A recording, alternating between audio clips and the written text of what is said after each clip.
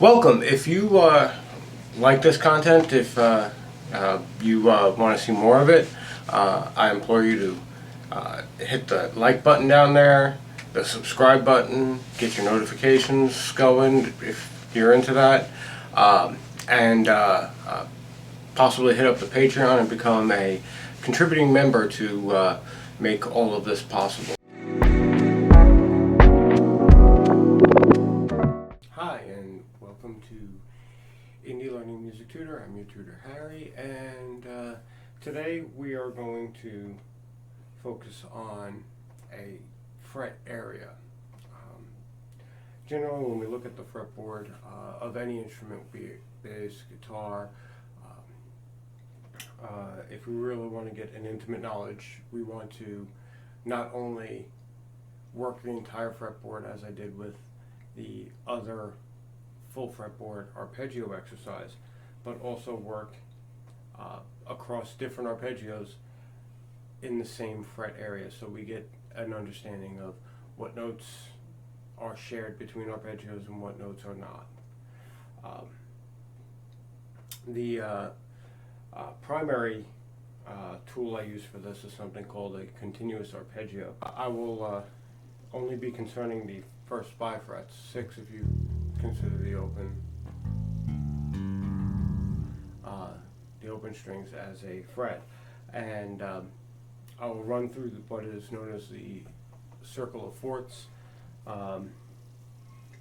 C, F, B flat, E flat, A flat, D flat, G flat, B, E, A, D, G, and then back to C.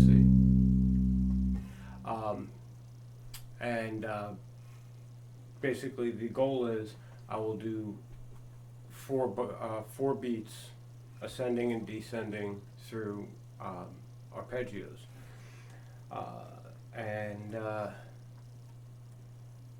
The goal is to get to G without stopping. Now I'm going to be doing this without a metronome, and when you are learning how to do this, when you're getting it under your fingers, I implore you to not use a metronome. It is very frustrating. I speak from experience. When you're first learning how to do it, take your time. If you need a cheat sheet, use a cheat sheet. There's nothing wrong with that.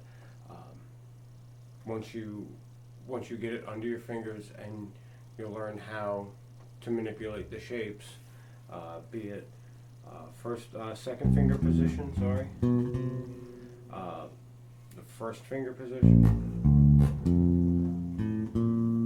or fourth finger position.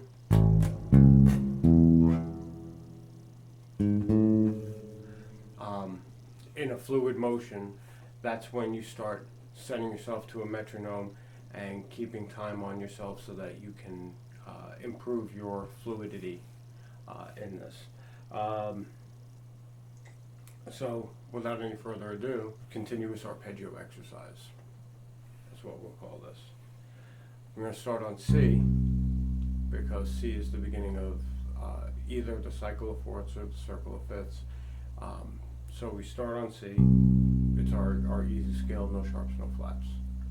Our arpeggio for C, C, E, G, B, because we're going to go to the 7th. Now that's 4 notes, so we're done there. Now we move on to our next one, which will be the F. The 5th of F is C. 3rd is A,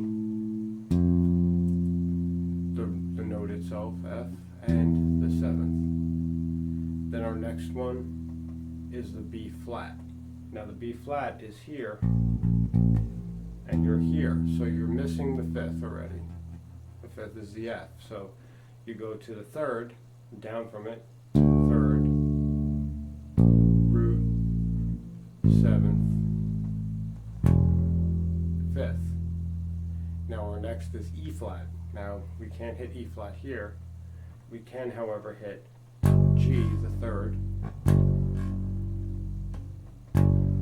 There we go. fifth, B, the seventh, D, and then the root note, E flat.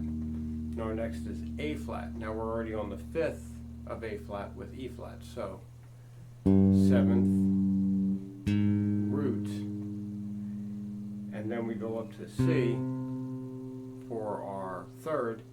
Now the problem is that we're going to end up, we can't go down, we're going to go back. So we're going to go back to the root, and that's our fourth note. So we're going from there to the D flat. Now we're smack dab in the middle of everything for D flat. Above us, we need to, we would go to C, but we just came from C, so we're not going there. We're going to go down. So if C is our seventh, our fifth is where we're at A flat, so we go instead to the third, which is an F. And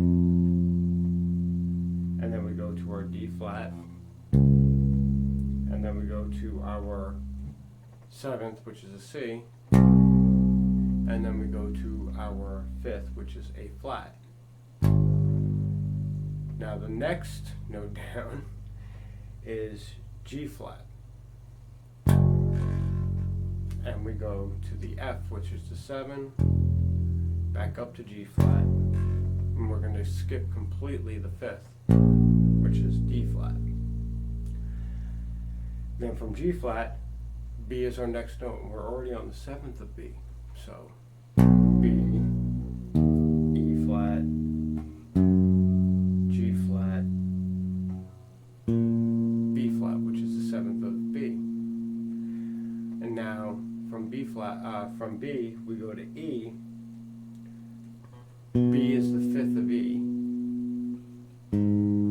A flat is, or G sharp is the third, then the root, and then the seventh, which is E flat, or F sharp, or D sharp, sorry. And then from E we go to A, and A we need a C sharp for a third. A is our root note, A flat is our seventh, and E is our fifth.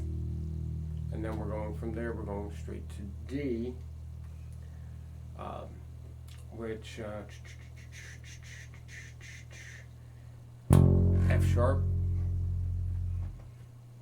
A, so third, fifth, seventh, root, and then our next is G, which is a fourth down from us. So we got seventh, root, third, and then back to root. And that's the entire cycle.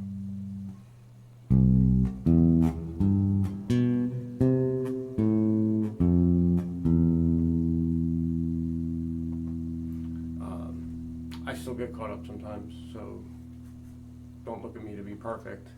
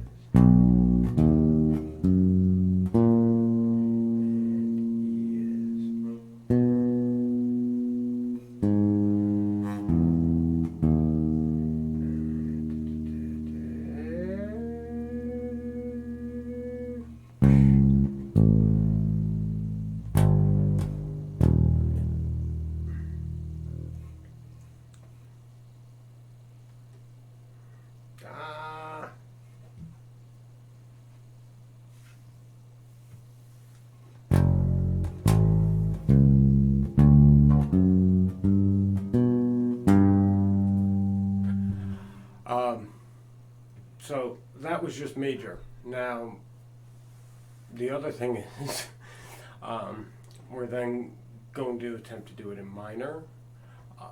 We're going to attempt to do it in dominant with a flat 7 as opposed to a major 7. And we're going to try to do it in a half diminished chord, or a diminished chord, which is minor 7 flat 5.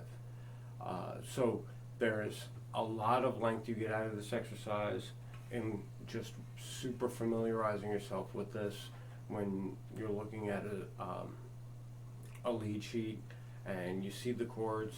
You'll know automatically where your hand has to go once you've mastered this, or even gone halfway through mastering this.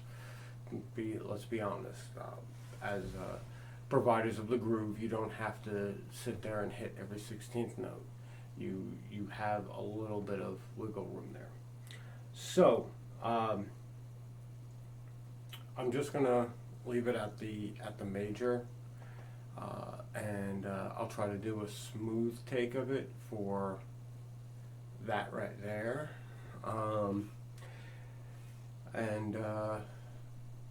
Also on top of this, we could also do every single inversion, which is a lot of mileage you're going to be getting out of this one little simple exercise. And remember, that's just these 5. Then you have these 5, and then you have these 5, or you can do it these 4 and these 4, I suppose. Really depends on from B flat to D, from D flat to E, or C to D, C to E. Without ever getting into that upper register portion, you've got still 3 regions that you can really explore beforehand. So, without any further ado.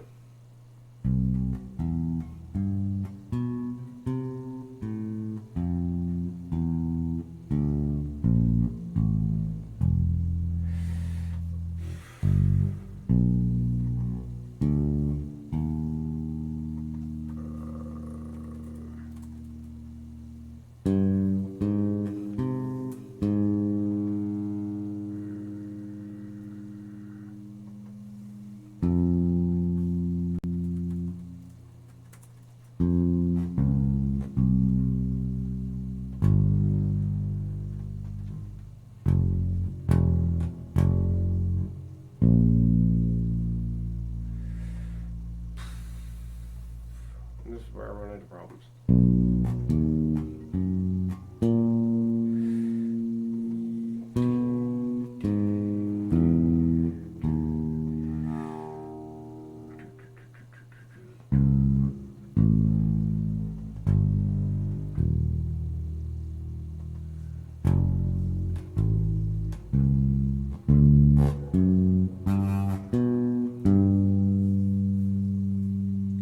So there we go.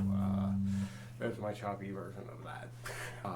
I still shed this to this day. That's why I have it down, but I don't have it down. I can't just like a machine yet. It's a work in progress, and most things with the bass or with any instrument are going to be a work in progress. You gotta remember to be kind to yourselves. No matter what, if you don't feel like you're learning, well then you're not trying hard enough. This has been Indie Learning Music Tutor, and I'm your tutor, Harry. Have a great day.